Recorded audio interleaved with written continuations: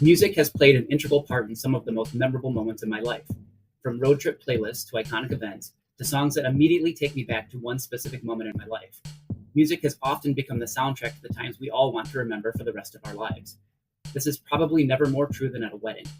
A good DJ gets everyone out of their chairs and onto the dance floor early in the evening and keeps the party going until the very end. Everyone gets involved at least a little, even Grandma gets a turn to show what she can do. And as the guests leave the venue, all they talk about is how long it's been since they've had this much fun. My friend DJ Coach Kev can do that for you.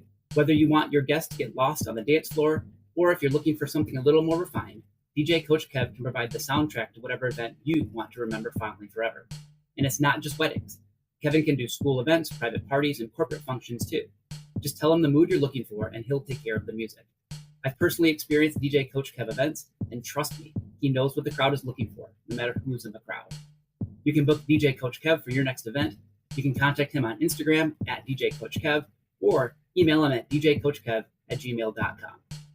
And now, on with the show.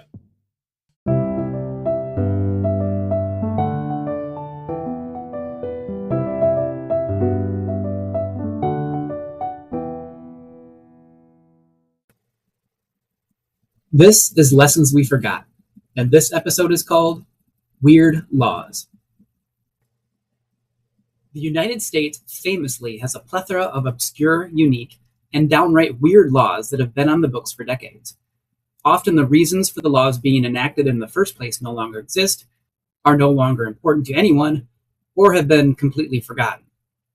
A quick Google search will bring up countless lists of the strangest local and regional laws. No state seems to be immune from this, and it's surprising how often the people affected by these weird laws aren't in any big rush to remove them or replace them, even though they look so bizarre to the outside world. Some of my favorites are, in Kentucky, it's unlawful to sell dyed ducks, chickens, or rabbits unless you're selling them in quantities of 6 or more. In Kansas, it's illegal to serve wine in teacups. Here in my home state of Michigan, up until fairly recently, it was for some reason illegal to sleep in a bathtub. There must have been a good reason, or at least a specific incident that led to the ratification of each of these laws, but now, without that information on hand, they just seem outdated and silly. We have lots of rules at school, too. We all know that rules are necessary for creating a safe environment for everyone to learn and thrive. But as teachers, sometimes we get in the habit of blindly following the rules without actually thinking about the reasons behind them. We might even hold on to some old school rules in our classrooms that don't actually make much sense for this particular batch of students. Of course, rules are only valuable if most of us know why they were put in place to begin with, or for the purpose that they are currently serving. We do ourselves and our students a disservice when we don't adapt our rules to meet the needs of the current group. Even worse than that, sometimes we end up following rules that we created in our classrooms long ago without being willing to change. We might do this out of our own stubbornness or inflexibility, not realizing that what we expect might not even be reasonable anymore. Many of us are rule followers by nature, and we often set up rules for ourselves too. We give ourselves bedtimes, we have routines for exercise, and we make sure we eat our vegetables. Too often, though, just like at school, we can lose sight of the reason behind our own rules. We don't remember why we adopted them in the first place. But, unlike many of our students, we don't need anyone else to tell us when we messed up. And the way we beat ourselves up for our own infractions is often way worse than any consequences we give out here at school. Instead of focusing on the rules, though, it's much more important to think about why we make rules for ourselves and what values led us to adopt them. Our values are what's most important. They don't change easily, and they're what should guide our behavior instead of adhering blindly to some rules, even if we're the ones who came up with them. For me, I like to keep up with my work as much as possible. So I try to read all of my emails before I go home every day. I delete the messages I don't need anymore. I save the ones I might need later. And the only ones I keep in my inbox are the ones that include business I still need to take care of. As a rule, I don't want to have to scroll down on my screen to see my emails.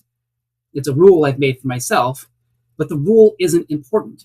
What I value is being punctual with my communication and getting my work done on time. My value is what should be most important to me, not the rule.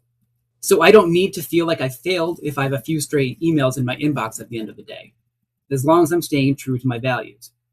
The same thing applies for all of the other rules I put in place for myself, whether that's skipping a workout from time to time, showing up a little later than I usually do at school, or even looking the other way when a student isn't following one of my rules exactly as they're written.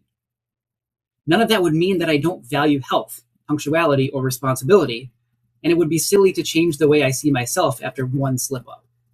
What we value is way more important than the rule.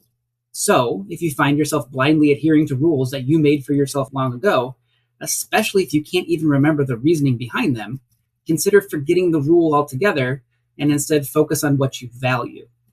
You'll probably find out that your actions almost always align with your values, even if you break a weird or obsolete rule from time to time.